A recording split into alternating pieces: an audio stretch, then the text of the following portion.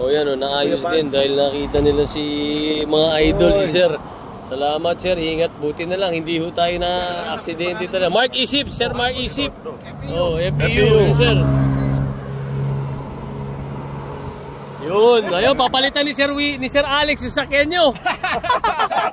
Dadaling ba namin sa Manila? Pero mo, sinagot na ni ni Alex yung nasirang papalitan na ng bago, Kom. Palitan yan. Grabe oh. Ito hindi papalitan. Ito ipapalit. Ayun eh. Oo. So, dito kami ngayon pare, oh, nagkaayos sila. Pare. So, oh, ito yung isira, oh, pero si Boss Alex ipapalit yung yung nasamaan, At walang oh, praise God, natapos din to. Ayan, si Cap Alvin. Nakilala, syempre. Oh. Aksidente pero will resolve it.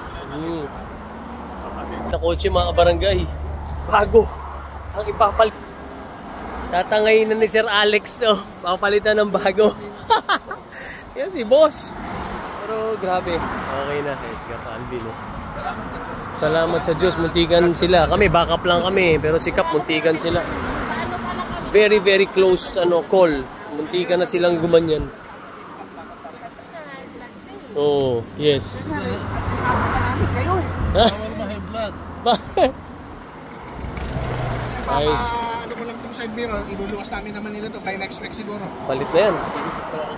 Yan si Boss Alex. Bill natin. Bill namin yan sir. Okay na. Yes sir.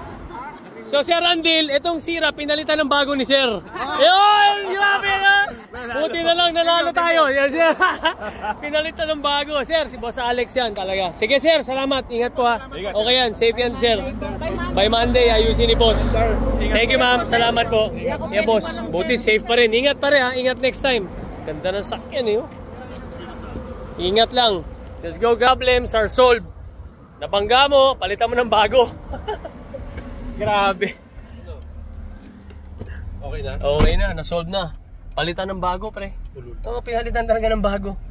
Isosoli yung luma, ibabalik kay Boss Alex tol. Papalitan ng bago. Ibang klase itong oo, pre.